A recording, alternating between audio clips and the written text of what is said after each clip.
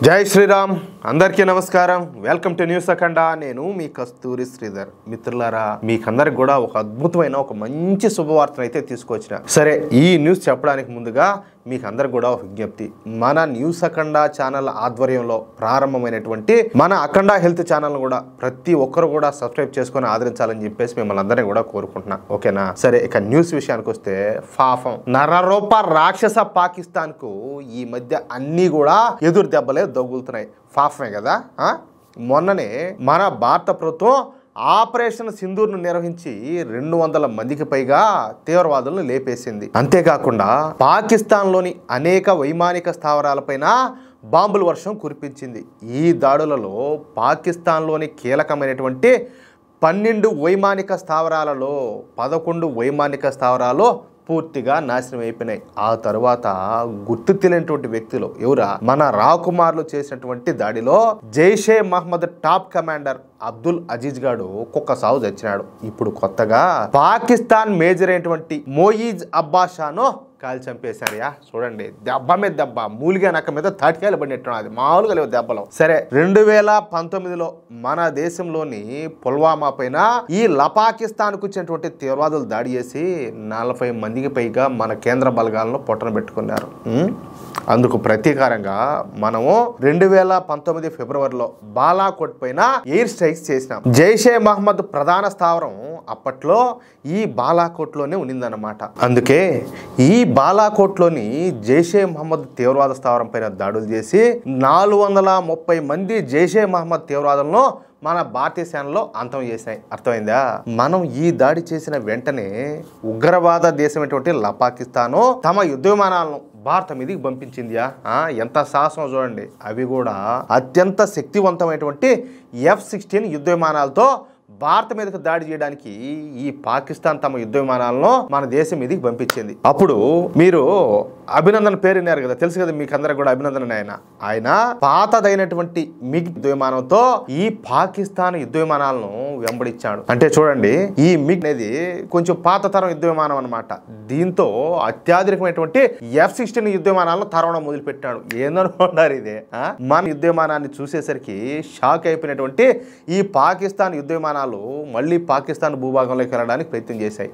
ఇది ఎట్టున్నదంటే అదేదో సామెత చెప్తారు, కుందేళ్లు పోయి కుక్కలను జరిగినాయి అన్నట్టు. అట్టగా F-16 యుద్ధ విమానాలు చేసి అడ్వాన్స్డ్ మీకు చేసి చెప్పినా కదా ఇది పాతరం. అలాంటిది దీన్ని తీసుకుపోయి ఆయన వాళ్ళ జరిగినాడంటే ఏందనుకున్నారు.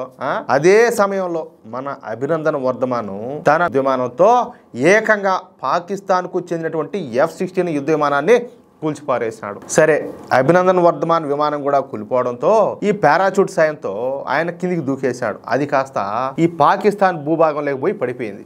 అప్పుడు మన అభినందన్ వర్ధమాన్ ను పాకిస్తాన్ మేజర్ అయినటువంటి మోయిజ్ అబ్బాషా పట్టుకొని అరెస్ట్ చేశాడు. చూడండి అరెస్ట్ చేయడమే కాకుండా మన అభినందన్ గారిని ఒక రహస్య ప్రదేశానికి తీసుకుపోయి చిత్రహింసలు పెట్టాడు. దీంతో పాకిస్తాన్ మేజర్ అయినటువంటి ఈ మోయిజ్ అబ్బాషా పేరు పాకిస్తాన్లో మారు మోగిపోయింది. అయితే అభినందన్ను తిరిగి భారత్కి అప్పగించాలని చెప్పేసి భారత్ నుంచే కాకుండా అంతర్జాతీయ స్థాయిలో మోడీ ప్రభుత్వం పాకిస్తాన్ పైన ఒత్తిడి తీసుకొచ్చిందనమాట. దీంతో ఈ పాకిస్తాన్ సైన్యం అభినందన్ను ఈ వాఘా సరిహద్దు వద్ద భారత్కి అప్పగించింది. చికిత్స కోసం కొన్ని రోజులు విశ్రాంతి తీసుకున్నాడు.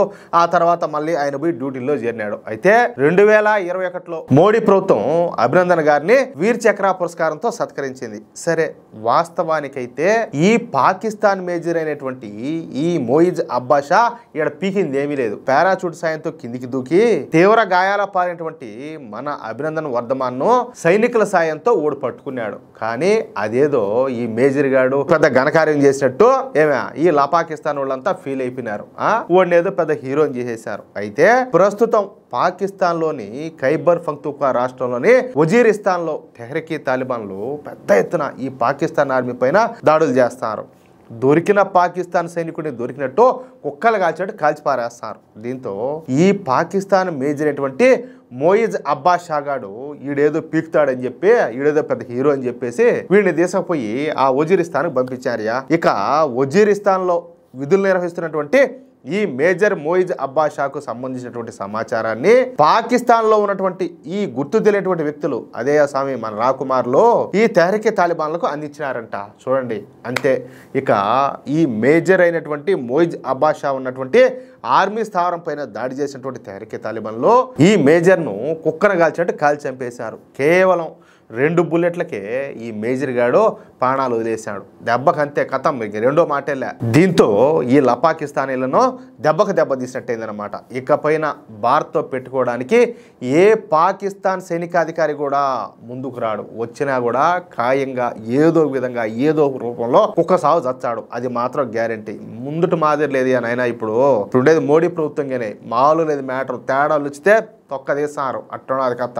ఏమంటారా మిత్రులారా? ఈ న్యూస్ కనుక మీకు నచ్చినట్లయితే ఖచ్చితంగా ఈ న్యూస్ నలుగురికి షేర్ చేయండి. అదేవిధంగా ప్రతి ఒక్కరు కూడా మీ యొక్క అమూల్యమైనటువంటి అభిప్రాయాలను ఖచ్చితంగా స్పష్టంగా కామెంట్ రూపంలో తెలియజేయండి. అలాగే ఇంతవరకు మీరు గనక మన ఛానల్లో సబ్స్క్రైబ్ చేసుకున్నట్లయితే ప్రతి ఒక్కరు కూడా మన ఛానల్లో సబ్స్క్రైబ్ చేసుకోండి, సపోర్ట్ చేయండి ప్లీజ్. జై శ్రీరామ్, జై హింద్.